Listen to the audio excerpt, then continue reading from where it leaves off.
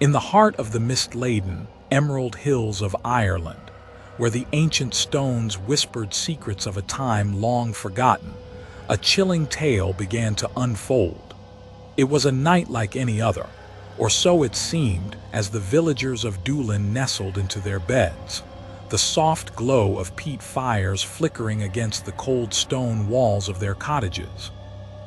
The wind howled like a mournful spirit, carrying with it the scent of rain and the distant crash of waves against the rugged cliffs.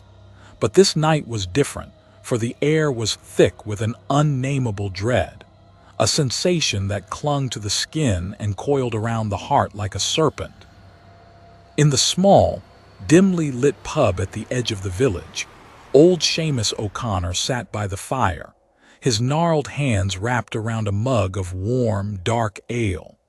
His eyes, clouded with age and wisdom, darted around the room as if searching for something unseen. The locals knew better than to interrupt him when he was in one of his moods, for Seamus was the keeper of the old tales, the stories of banshees and otherworldly creatures that haunted the countryside. Tonight, however, he seemed more troubled than usual, his gaze fixed on the window as if expecting a visitor from beyond the veil. Outside, the wind grew fiercer, rattling the windows and sending shivers down the spines of those inside.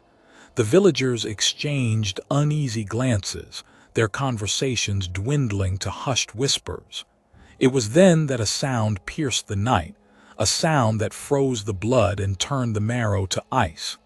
It was a wail, a mournful, unearthly cry that seemed to come from everywhere and nowhere at once. The Banshee's call.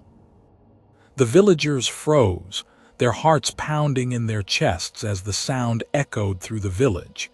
It was a sound they had heard in stories, a sound that foretold death. Old Seamus closed his eyes, his face a mask of grim resignation. "She's come for one of us," he murmured, his voice barely audible over the howling wind. The wail grew louder, a piercing, agonizing scream that seemed to reach into the very souls of those who heard it. It was as if the Banshee herself was standing at the edge of the village, her voice a harbinger of doom. The villagers huddled together, their eyes wide with fear, as the sound reverberated through the night. In a small cottage on the outskirts of the village, young Fiona Doyle lay in bed, her body racked with fever. Her mother, Mary, sat by her side, her face etched with worry. The sound of the Banshee's wail reached their ears, and Mary felt a cold hand clutch at her heart. She knew what it meant, but she refused to believe it, clinging to the hope that her daughter would recover. Fiona's breathing was shallow, her skin pale and clammy. She had been ill for days, the sickness taking hold with a ferocity that defied explanation. The local healer had done all she could, but the illness was stubborn, refusing to release its grip. As the Banshee's wail filled the air, Mary felt a sense of impending doom settle over her like a shroud. The wail continued, a relentless, haunting melody that seemed to seep into the very fabric of the night. It was as if the Banshee was weaving a tapestry of sorrow, each note a thread that bound the villagers in a shared sense of dread. The wind howled in response, a mournful chorus that echoed through the hills. In the pub, Seamus stood up, his eyes filled with a fierce determination. "We must find her," he declared, his voice firm despite the fear that gripped him. "We must see what she wants." The villagers looked at him, their expressions a mixture of disbelief and terror. But Seamus was resolute, and slowly, one by one, they began to nod, their resolve hardening in the face of the unknown. Armed with lanterns and makeshift weapons, the villagers stepped out into the night, their breath visible in the frigid air. The wind tore at their clothes, the rain stinging their faces as they made their way through the village. The wail of the Banshee guided them, a beacon of despair that led them to the edge of the forest. There, in the shadow of the ancient trees, they saw her, The Banshee stood atop a moss-covered stone, her form both beautiful and terrifying. Her long, silver hair flowed like a river of moonlight, her eyes glowing with an otherworldly light. She was both a vision of grace and a creature of nightmare, her voice a haunting symphony of sorrow and loss. The villagers stopped, their hearts pounding in their chests as they gazed upon the spectral figure. Seamus stepped forward, his voice steady as he called out to her. "Why have you come?" he asked, his words barely audible over the wind. The Banshee turned her gaze upon him, her eyes filled with a sadness that was almost unbearable. "One of you will die," she intoned, her voice a chilling whisper that seemed to come from the depths of the earth itself. "The girl, Fiona, will be taken from this world." The villagers gasped, their minds reeling with the implications of her words.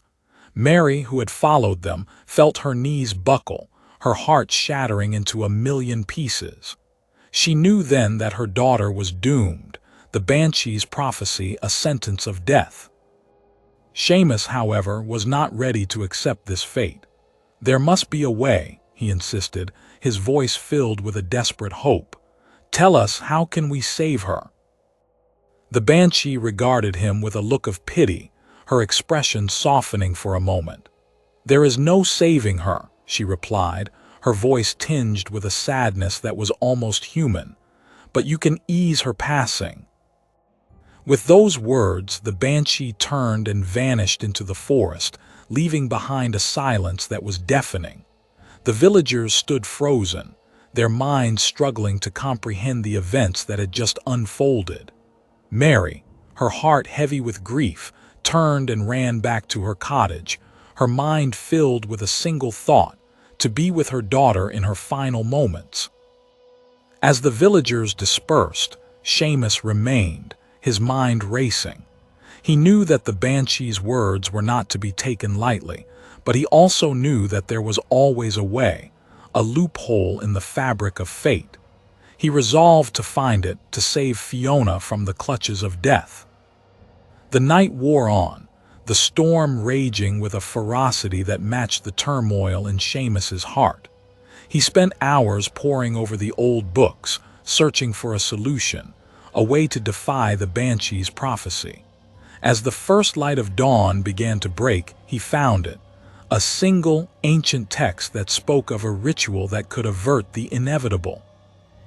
With renewed hope, Seamus gathered the villagers, sharing his discovery with them.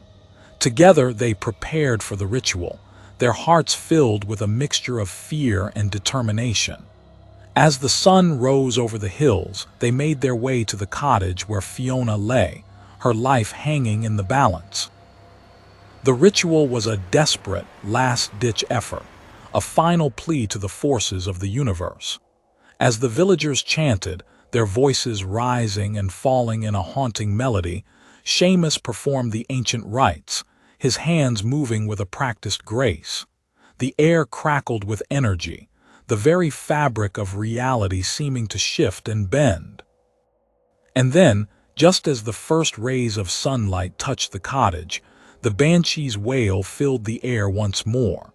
But this time it was different, a sound of sorrow and acceptance.